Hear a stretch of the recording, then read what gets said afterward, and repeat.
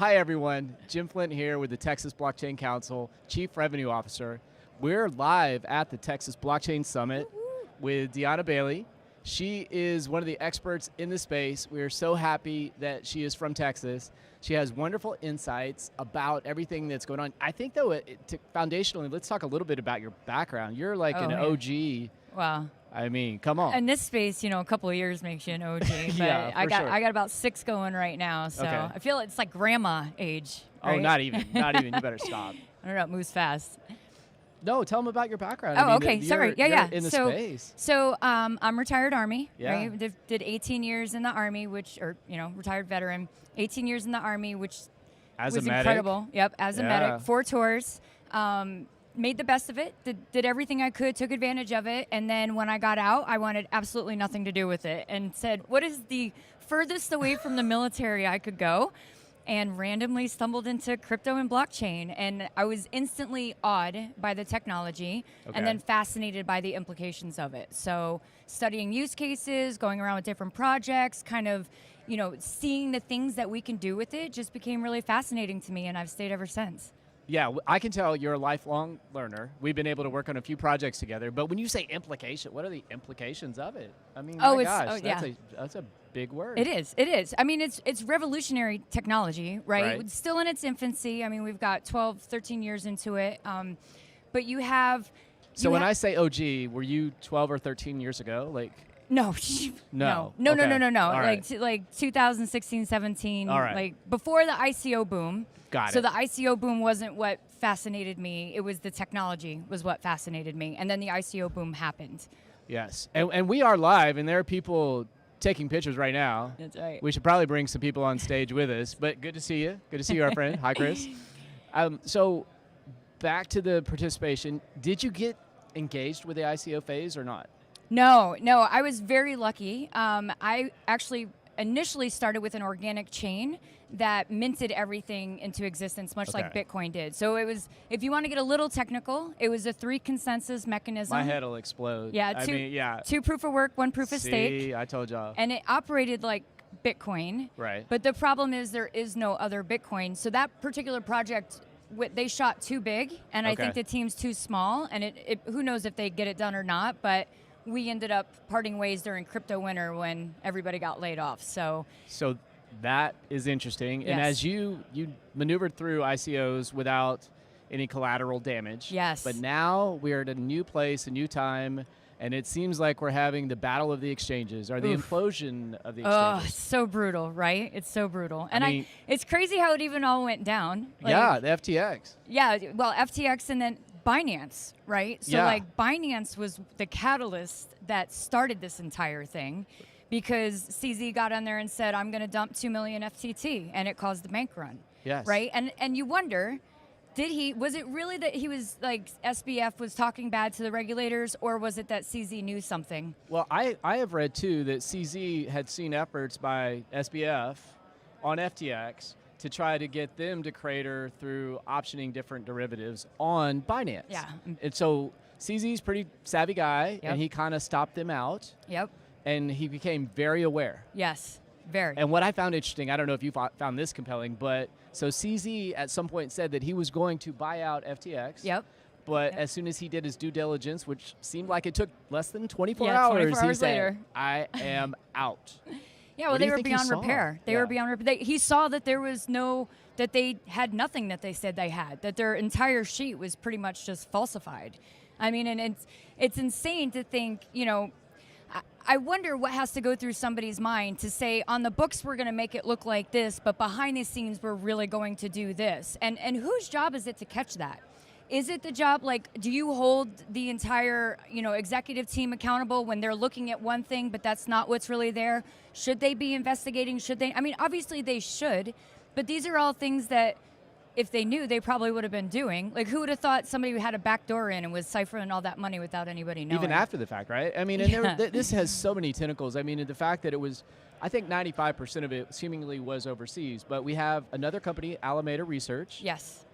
And they were in the Bahamas, right? Like the the entities and the employees all living in the same house. If I'm understanding the story. I don't know, man, you got into it, huh? No, I'm waiting for the Netflix schedule, right? I mean, when's it coming out? Oh, well, did you see that actually there's been a famous writer embedded with SBF for the last 6 months? Okay. The same one who did Moneyball and Michael Lewis. Yes. Yeah. So Michael Lewis has been embedded with him. And so now you know it's only a matter of time till this movie comes out. Like, it's literally like Bernie Madoff of the new millennium. So, you know, I was trying to figure it out if it was more Bernie Madoff or more Enron, because the interchange between the two companies, when they took snapshots for balance sheet or cash flow purposes, they would take assets from one company and move it over to the other and take the picture when the entity had the asset, while the other entity had the liability. And so in terms of what they would pitch to investors, and obviously they've got Tom Brady, your personal friend and acquaintance, right? As well as, I mean, some of the other, Kevin O'Leary. Stephen Curry. Yeah. Right, Giselle. I mean, it's pretty insane. Now, okay, so let's just step outside for a second of the crypto world. All right. What does this mean for endorsements? What does it mean for sports endorsements, right? We saw Kim Kardashian just got in trouble for not disclosing. $1.2 million fine. Yeah, but now there's a class action lawsuit against everybody with FTX. Yes. So are we going to start holding the people that we're paying for sponsorship, the people that we're paying to promote, are they going to be held accountable if it's a shady company? I hope not. And I want the guys on this part of the video to edit in the deal where Tom Brady's doing the flamethrower, because that is a great commercial. He's excellent acting in that spot. I just think with that much effort, energy, and intelligence, we can't hold. I mean, if the Department of Justice doesn't know, if the SEC doesn't know, or the CFTC doesn't know, how is Tom Brady going to know? How's Kim Kardashian going to know? Yeah, exactly. Well, if there's no clear guidance, right? If there's no, like, you guys should or should not be doing this, then what do you know? Like, you know, ignorance is bliss. Yeah. Well, until you get a class action lawsuit against you, then it's not so blissful anymore. I mean, because Brady's lost a chunk of change on this deal. I know. I feel bad for Brady's had a rough year. Yeah. It's been a really tough Poor year. guy. That's a whole nother podcast. Segment, That'll be another deal. But with Department of Justice, are they responsible for having known about this, about tracking this down? There's a lot of people that are speculating. I'd love to hear your speculation on whether or not there'll be any level of accountability. Oh, I think a lot of people are it's so big, how could there not be? Right. But there's so many high-powered politicians involved. Like, Washington was in on this in one way or another. They were meeting with him. No, not just meeting with him. He was funding. He was the second largest donor to the Democrats. To the party. Right. So, do you look at that as bribes? Was he bribing people to turn their eye? I mean, but who's going to hold that accountable, right? So this is where it gets mucky. At the Texas Blockchain Council, we come at it from both sides of the aisle. Yes, so we want to be supportive, but we do believe that operational transparency is the transformation of transportation to a new place, a better place. Yeah, I think the key word in all of this is transparency, right? Yeah. Like, be honest about what you're doing, be honest about what's going on, be honest about what the rules really are, and if transparency exists, then you don't have this muckiness. But the fact that everything's so convoluted, and what blows my mind is he still doesn't think he did anything wrong. Like, he's still, SBF still is like, oh, I could have fixed it, I shouldn't have filed bankruptcy, and it's like, at what point do you realize it was huge? Like, this is a big deal. There's like a distortion reality field there, right? Yes. Like, he became known as somebody who was good with trades, and I think in an up environment, he probably levered his way to incredible heights. Yes. But on the down environment during a crypto winter, he levered himself right into bankruptcy and gosh knows what else. They were still good. They were still fine. Right? What was the catalyst then? Well, the catalyst was CZ saying he was going to dump 2 million FTT because that would have tanked the price, and that would have eradicated the balance sheets, right? So the bank run started because as soon as everybody got word that 2 million was going to get dropped, they knew the price was going to go down, so they ran to get their money out first, and none of the money was there. And then the cascading house of cards fell apart. It sure did. And which I'd love to bring up. When we did the Texas blockchain or the Texas Bitcoin driver's license, you and I had an entire discussion about not your keys, not your money, not your crypto, however you want to say it. Right. And you were like, oh, does it really need to be in there? Is it that? And you think from the basic level all the way up to Tom Brady and Stephen Curry, like, they didn't know. Right. They didn't know, or they did know and then just got greedier. But I mean, whoever. But to know that if you leave your money on an exchange, there's a chance you'll never get it back. How many people do you think would do it? Nobody. And I think a lot of people are finding out for the first time during this bankruptcy that their assets are not FDIC insured. Yes. Well, I mean, that's a whole nother ball of wax. It is a whole nother ball of wax. But I mean, so Bernie Madoff, was he FDIC? Was he? Like, did they? I know some people got money back. It was a whole thing after. So it's not even necessarily a crypto thing. This is a financial. Like, yeah, this I was going to ask you, do you think it's more issue. like Madoff or more like Enron? I mean, it could be both.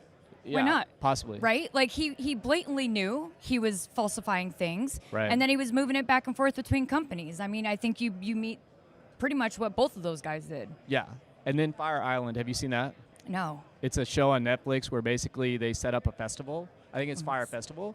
And their idea was that everybody was going to go to this tropical island, have a concert. I don't even know who the performers were going to be. Yeah. But they had some social media influencers, right? Yeah, that you talk about, of course. that were promoting this particular event. And then they felt like ticket sales were going to come together. People were buying them, but there would be more at the end. And they were going to create this whole atmosphere where they brought in mattresses and locations, and they tried to build up like a community for people to go to a concert, except it didn't really end up being portrayed in real life like they had portrayed it on the internet. It was ugly. You got to check that one out because it's very reminiscent of what is going on here. Yeah. And let's be candid, a lot of this is connected through, as you mentioned earlier, the government, because it's difficult to get meetings with commissioner chairs. However, he was SBF meeting with the SEC chair. Yeah.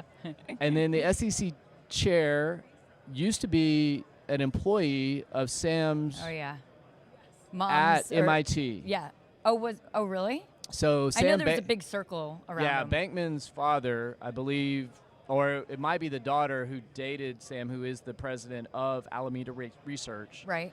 He was the one, I believe, who chaired the department at MIT that gave Gary Gensler the ability to teach the blockchain course that he teaches. Interesting. And so as difficult as it is for there to be regulatory clarity, the imagination just goes wild when one considers he was getting the meetings. Yes, yeah.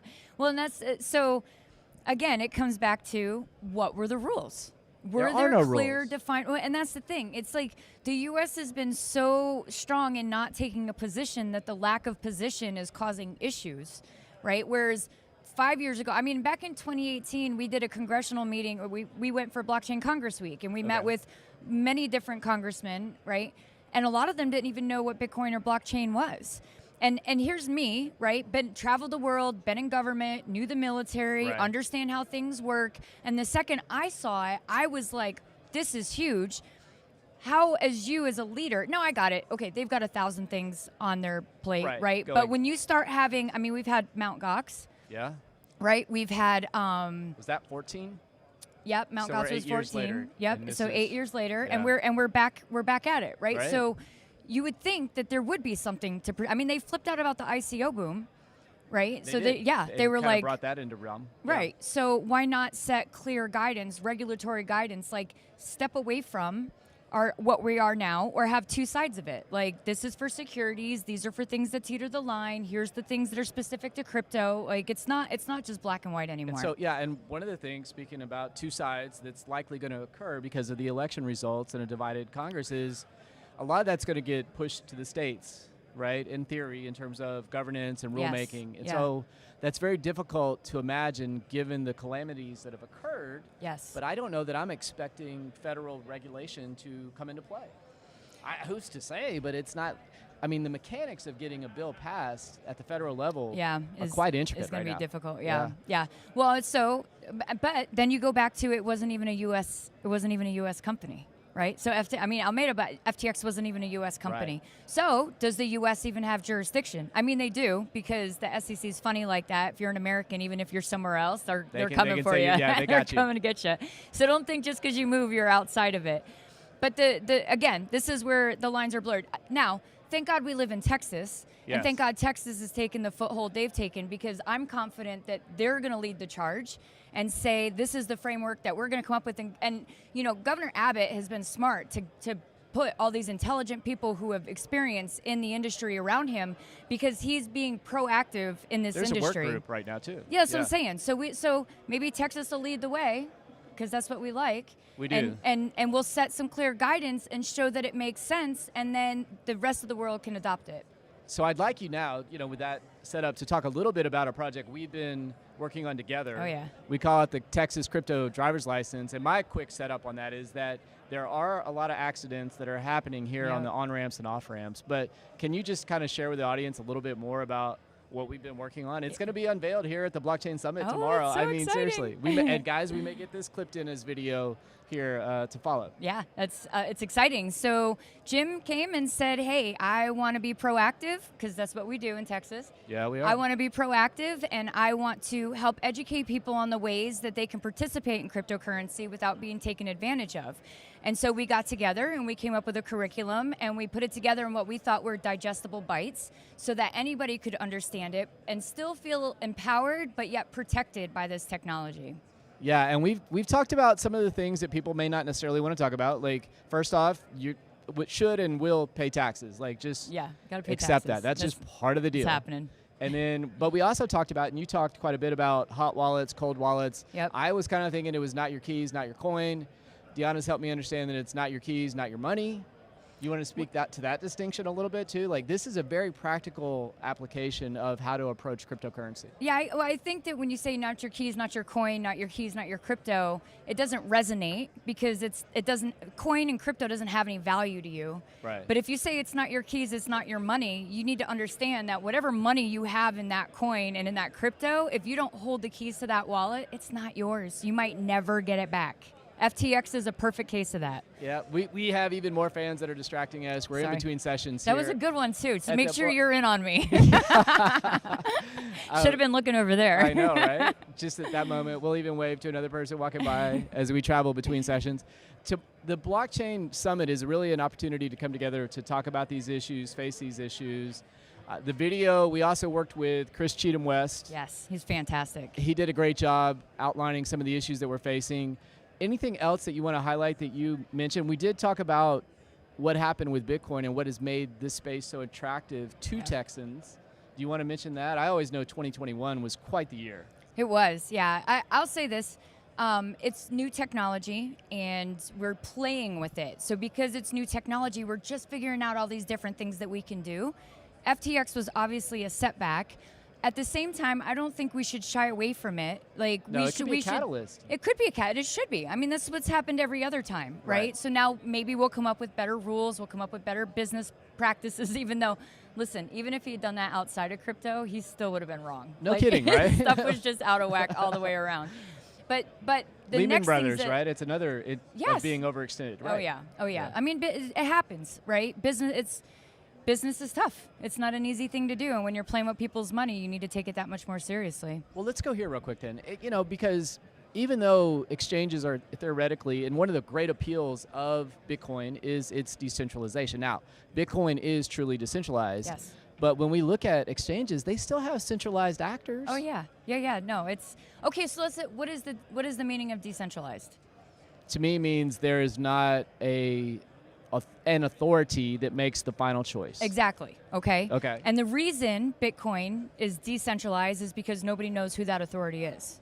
The code runs the deal. The code runs the deal. Okay. So I think it's a safe bet, regardless of what else is out there in crypto, that it's to a degree centralized, because some person came up with it, some group came up with it, some organization is what made it happen, which is why Bitcoin is just a little bit different than everything else, right? It is, very much, yeah. So 100% exchanges are centralized. They have to be, because one person needs to be held accountable. But everything else, could teeter the line a little bit. Yeah, and therein comes the challenge. When you put the human component into it without governance or rulemaking of some sort, they're left to their own devices. And I mean, have we not proven it time and time again that on the finance realm, people are willing to take outsized risk for the potential of outside reward? Yeah. Okay. So let's just for the sake of it, say that maybe he didn't realize what he was doing was so bad. Because I've worked in startups where our main source of income was crypto, and was cryptocurrency, and that's how we funded ourselves. And it's not an easy landscape to navigate, because you could be sitting on $1 million and the market drops, and within the next day you're sitting on $200,000. So your entire budget just got shot. All right, so you're going to go into SBF's mind now, right? Sure, and I don't know if I could do that. where, I mean, because you have a closer experience to this, it's hard for me to galvanize my mind around the idea that he would take investor funds and reallocate those to somewhere else. I mean, where do you say that's okay? Because you're not giving that money back to the investors, like. Yeah, no. So don't get me wrong. I'm never saying that's okay. I think what he did was 100% incorrect. Yeah. To play devil's advocate, in his mind, he probably never thought the coin would drop. Fair enough. He probably never thought that the bank run would happen. He was probably so arrogant and overconfident that what he was doing was solid. I mean, it's a 30-year-old guy who was what, $16 billion was his net worth and before brilliant. he dropped his zillion. Yeah, that's what.